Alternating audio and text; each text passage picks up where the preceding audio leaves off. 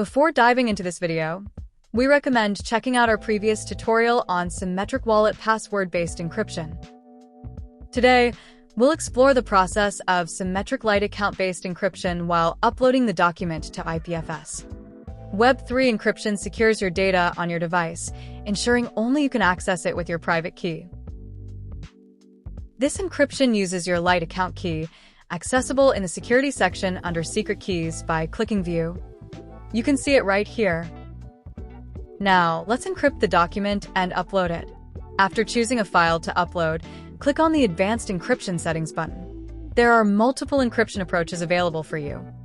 We'll choose the Symmetric Lite account-based method while leaving the encryption public key field blank, as it is not required. Once the upload is complete, the file will be encrypted successfully, and a success message will appear. It's important to note that you can't open an encrypted file like a regular one. Once the file is encrypted, you'll need this wallet or compatible tools to decrypt and view it. We're also developing Explorer and Viewer apps along the way. Now, let's check if the file was encrypted successfully. To interact with the file, you can click the Download button next to the Unpin button to save it locally.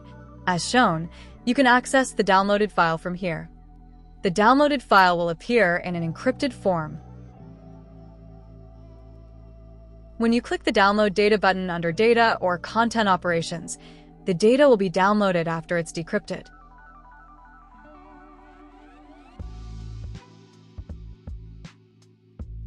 When you click the Decrypt Data button, the decryption takes place. The data will appear exactly as you entered it. This is one of the encryptions that we have covered. To learn more about the other types of encryptions, please watch our other videos.